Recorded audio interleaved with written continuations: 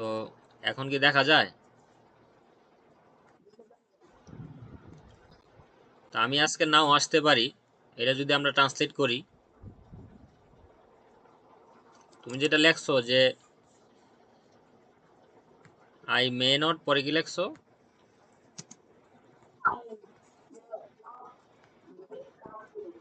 এখানে বিটা হবে না, বুঝছো? যে I may not come today, এটা হলো তোমার আনসার। যে হয়তো মানে হয়তো আসতে পারি, নাও আসতে পারি, মে।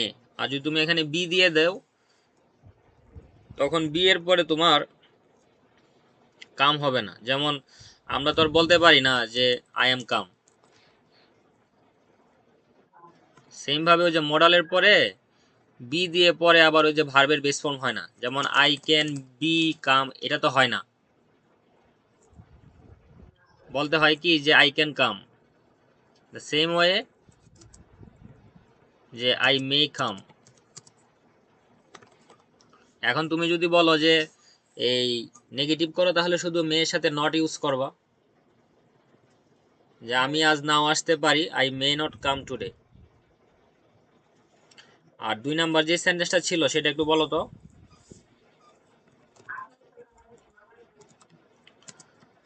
আপনি সেখানে কিভাবে পৌঁছালেন, বানানটা আমি পারবো কি না। পৌঁছালেন, এটাই তো আসবে না। পৌঁছালেন, পৌঁছালেন,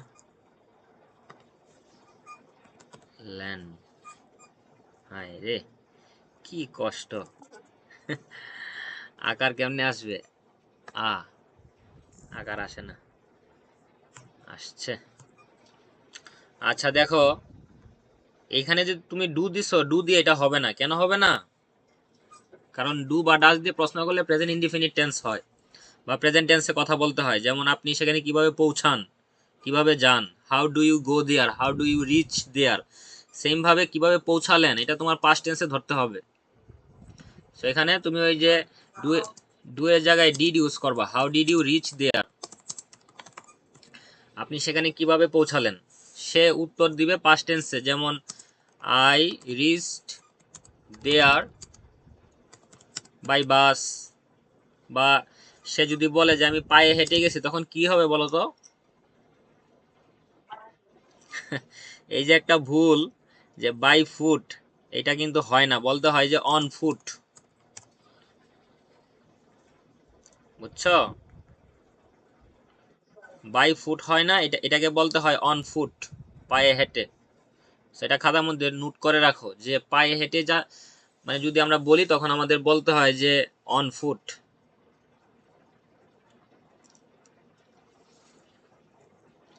সবার আগে আমাদের সেই প্রশ্নটা বুঝতে হবে যে এটা আমাদের কোন টেন্সে ছিল, যে আপনি সেখানে কিভাবে পৌঁছালেন।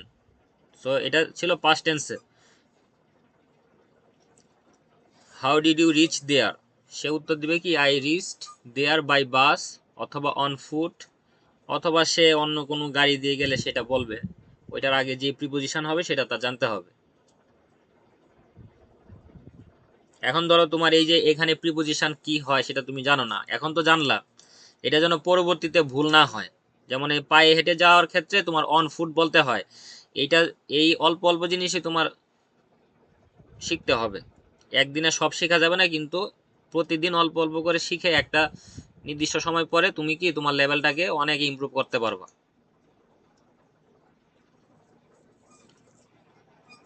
আর তারপরে সেন্টেন্সটা তো ছিল, আমরা সেটা সলভই করলাম, যে কি যেন ছিল পরে সেন্টেন্সটা, যে আমি আজকে নাও আসতে পারি।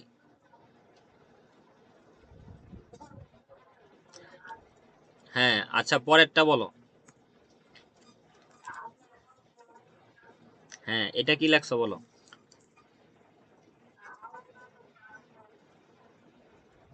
How do you pass. হ্যাঁ, এটা ঠিক আছে। এইখানে তুমি পাস ইউজ করতে পারো, অথবা স্পেন্ড ইউজ করতে পারো, whatever you like you can use this.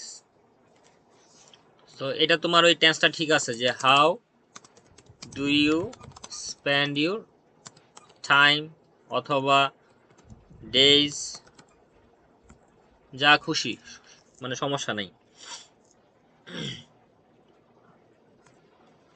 আর তো ছিল না নাকি?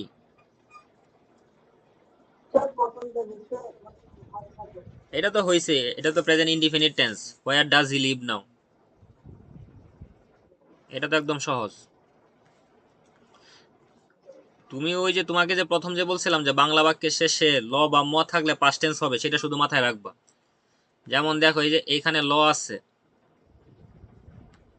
সাবজেক্ট অনুযায়ী সেটা চেঞ্জ হয়। যেমন আমি গিয়েছিলাম, সে গিয়েছিল, আপনি গিয়েছিলেন, ওই সব জায়গাতেই ল এই আছে, কিন্তু ওই সাবজেক্ট চেঞ্জ হচ্ছে, আমি, তুমি, সে, আপনারা, সেই হিসেবে ল, লেন, লাম এগুলা হচ্ছে আর কি। তো বাংলা বাক্যে শেষে ল বা ম থাকলে সেটা পাস্ট টেন্স ধরবা। আর পাস্ট টেন্সে তুমি অলওয়েজ ওই ডিড দিয়ে প্রশ্ন করবা, তাহলে তোমার জন্য ইংলিশটা একটু সহজ হয়ে যাবে। যদিও আমাদের আরো 3টা অক্সিলারি ভার্ব আছে মেইন, যেমন কখনো ওয়াজ ওয়ার হয়, কখনো হ্যাড হয়, but most of the time যদি সেখানে কাজ করা বোঝায় আমরা সেখানে ডিড ইউজ করি। আর প্রেজেন্ট টেন্সে ডু বা ডাজ ইউজ করি। এই তো ইংলিশ, মানে ওই রকম কঠিন না, তুমি অল্প অল্প করে শিখবা, এটাই তুমি অ্যাপ্লাই করবা। You have to apply whatever you learn today, you have to apply day after tomorrow, tomorrow, all the day. If you don't apply, nothing will happen. You have to apply in your daily life. প্রতিদিনের তোমার এগুলো ব্যবহার করতে হবে। এই যেমন তুমি একটা জিনিস শিখলা, ধরো আজকে সব বাদ দিলাম, যে পায়ে হেঁটে যাওয়া কোথাও, সেটাকে আমরা কি বলবো, যে অন ফুট। তুমি যদি মানে কোচিং এ যে যদি স্যারকে যদি বলো যে স্যার তোমাকে প্রশ্ন করলো যে তুমি কিভাবে আসলা, স্যার তোমাকে প্রশ্ন করতে পারে যে how did you come here, এই যে রিচের জায়গায় রিচও বলতে পারে, অথবা সে তোমাকে প্রশ্ন করতে পারে যে how did you come here, তুমি এখানে কিভাবে আসলা, তুমি উত্তর দিবা কি যে I came here on foot, আমি পায়ে হেঁটে আসলাম। তুমি বলতে পারো কি যে I came here on foot, আমি এখানে পায়ে হেঁটে এসেছি। বুঝতে পারছো? আর তুমি যদি সাইকেল দিয়ে যাও, তুমি যদি রিক্সা দিয়ে যাও, ধরো তুমি তোমার ঘর থেকে বের হয়ে ট্রেন দিয়ে গেলা, তখন তুমি কি বলবা, ওই ট্রেনের কথা বলবা, সেটার আগে যে প্রিপোজিশন হয় সেটা ইউজ করতে হবে।